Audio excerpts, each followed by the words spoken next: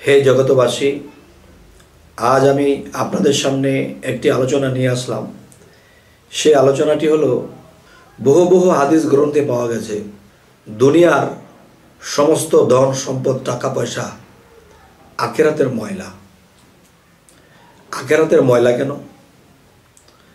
যে আখিরাতের ময়লা এই কারণেই, দেখবেন যার আছে তাকে আরো দাও, যার নেই সে চেয়েও পায় না, এরকম একটা জগৎ চলছে। আচ্ছা, আরও একটি কথা হলো, হযরত ঈসা আলাইহিস সালাম বলেছেন যার আছে তাকে আরো দেওয়া হবে, আর যার নেই বাকিটা কেড়ে নেওয়া হবে। এটা একটা সাবজেক্ট, আর ওইটা একটা সাবজেক্ট। যেমন ঈসা আলাইহিস সালাম বলেছেন যারা সাধন করেছে, আল্লাহর ধনে ধনবান হয়েছে, তারা যদি এই ধন যেখানে সেখানে নষ্ট করে, তখন তাদেরকে যে ধন দেওয়া হয়েছিল এই ধন নিয়ে যাওয়া হবে। আর যারা আল্লাহর ধনে ধনী হয়ে এই ধনকে ভালো কাজে লাগাইতেছে এবং নিজের মধ্যে মজুদ করে রেখেছে, তখন তাকে বলা হয়েছে তাকে আরো দেওয়া হোক। আচ্ছা, তো এখন সমস্ত ধন সম্পদ আখিরাতের ময়লা কেন? যে দেখবেন মানুষ একটা ব্যবসায় নেমেছে, মানুষ একটা কোনো কাজে নেমেছে বা একটা প্রজেক্ট নিয়েছে, তখন দেখা যায় সে যখন নামাজে গেছে তখন প্রজেক্টটা তার হাতছাড়া হয়ে যাবে। মসজিদে দাঁড়াইছে, আল্লাহু আকবার, আল্লাহকে হাজির নাজির করে তিনি দাঁড়াইল, কিন্তু তার প্রজেক্ট তার হাতছাড়া হয়ে যাবে এই চিন্তায় সে ঘাম ছুটছে, সে তো নামাজে নেই। তাহলে যে প্রজেক্টের চিন্তা করতেছে আল্লাহকে সামনে রেখে, তখন কি হবে? যে তার আখিরাতের জন্য এই ধন সম্পদগুলো ময়লা, কিন্তু সে নিজেও হয়ে গেল ময়লা। আল্লাহকে সামনে দাঁড় করিয়ে সে কি করলো? সে কিভাবে ধনী হবে, কিভাবে একটি কন্ট্রাক্ট পেয়ে যাবে, এই চিন্তায় সে নামাজের মধ্যেও বিভোর, ঘুমের ঘরেও বিভোর, খাইতে বসেও বিভোর, হারতে গিয়েও বিভোর, সবসময় সম্পদ নিয়ে সে চিন্তা করতেছে। তখন এর মৃত্যুর পরে কি হবে? তার সমস্ত আমল তো এখান থেকে বরবাদ হয়ে গেছে, কিন্তু সে যাই কিছু সম্পদ কামাই করেছে এগুলো তার ওখানে কাজে আসবে না। আর যেই জিনিস কাজে না আসে সেই জিনিসই হলো আখিরাতের ময়লা। তবে হে জগতবাসী, আজ আমি এই আলোচনাটি কেন বললাম?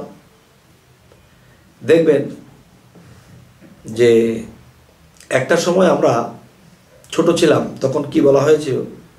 পড়ালেখা করেছে গাড়ি ঘোড়া চড়ে সে। এই কথাটা যদি বলে, তখন দেখা যায় একটা বাচ্চা মানুষ পড়তে বসে, বড় হলে গাড়ি ঘোড়া চড়বো, ধনী হতে পারবো, বাড়ি গাড়ি করতে পারবো। তখন বাড়ি গাড়ি করার টানে তারা পড়ালেখা করে, কিন্তু দুনিয়াবি কাউকে সম্মান দিতে হবে, কিভাবে দেশের উন্নয়ন হবে, কিভাবে সত্যকে ধরে রাখতে হবে, এটা আর থাকে না তাদের মধ্যে। তখন তাদের চিন্তায় আসে পড়ালেখা করার মূল উদ্দেশ্য বাড়ি গাড়ি করা, এরপর যে যেভাবে পারো ইনকাম করো। পড়ালেখার মূল উদ্দেশ্য হয়ে উঠেছে এইটা, যার ফলে মানুষ কখনোই আর আখিরাতে ভালো কিছু হয় না, দুজকের লাকড়ি হয়ে মৃত্যুবরণ করতে হয়। শেষে বেহেশত তো জুটবেই না, বরঞ্চ যে এই দুনিয়ার সম্পদ সেখানকার ময়লা হিসেবে কাজ করবে, আর সেগুলো দুজকে তার সাথে দিয়ে আগুন জ্বালিয়ে দেওয়া হবে। যাই হোক, তো আজকে আমাদের যে মূল উদ্দেশ্য, আমরা MA ডিগ্রি PhD যাই কিছু পড়ালেখা করি, কিন্তু মূলত উদ্দেশ্য থাকতে হবে মানব সেবা। মূলত উদ্দেশ্য থাকতে হবে যে মানুষ যেন আমাদের দ্বারা কোনো কষ্ট না পায়, যদি উপকার করতে না পারি তবে কষ্ট যেন না দেই, এই ভাবটা রেখে আমরা চলব। তখন কি হবে? আমি যাই কিছু করব তখনই আমার এই জিনিস, এই সম্পদ যদি আল্লাহর তরফ থেকে আফসোস হয়, তাহলে সেই সম্পদগুলো লিগেলভাবে এসেছে, এই সম্পদগুলো আখিরাতের ময়লা হবে না। তবে হে জগতবাসী, আজকে আলোচনাটা একটু বেশি বড় করলাম না, কেননা যে জগতে চলতে গেলে ছাত্রছাত্রী যারা আছে এদের মূল টার্গেটটাই থাকে যে আমি সায়েন্সে পড়ালেখা করব, আমি ইঞ্জিনিয়ারিং পড়ালেখা করব, আমি বড় ডাক্তার হব, লক্ষ লক্ষ কোটি কোটি টাকা কামাবো, বিরাট বাড়ি গাড়ি করব, বাড়ি গাড়ি যখন করব তখন পাজারো গাড়িতে চড়ব, এরপরে যখন আমার 20 তলা বিল্ডিং হয়ে যাবে উপরে উঠতে উঠতে আমি মরব। তারপরে আমি কি করব? তারপরে আমাকে নিয়ে ওই 3.5 হাত মাটির তলে নিয়ে পুঁতে রেখে আসবে, আর আত্মাটা চলে যাবে জাহান্নামের দিকে। তাহলে এই লেখাপড়ার কি উদ্দেশ্য? সৎ উদ্দেশ্য যদি হতো তাহলে এই লেখাপড়া করেও আমি জান্নাতবাসী হব।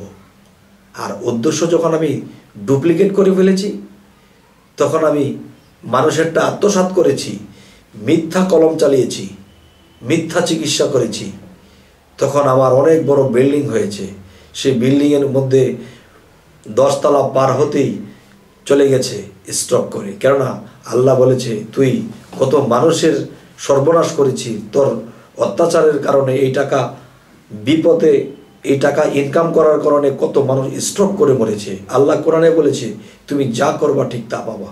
এখন দেখা গেছে তোমার কারণে কত মানুষ স্ট্রোক করেও মরেছে। এরকম শিক্ষা অর্জন করেছো যে মানুষেরটা আত্মসাৎ করে খাইতেছ, তখন কত মানুষ স্ট্রোক করেছে। আজ তুমিও এই সম্পদ ভোগ করতে পারবে না, তুমিও স্ট্রোক করে। যাই হোক হে জগতবাসী, তো আজ আমি যে আলোচনাগুলো করলাম যদি আপনাদের কাছে ভালো লাগে তো অবশ্যই আমরা এভাবে মেনে চলার চেষ্টা করব, এবং আমাদের সামনে ভিডিওগুলো পেতে সাবস্ক্রাইব করুন। পরবর্তী বাকি ভিডিওগুলো আপনারা পেয়ে যাবেন। তো আজ এ বলেই রাখবো, সকলেই ভালো থাকবেন। আল্লাহ হাফিজ।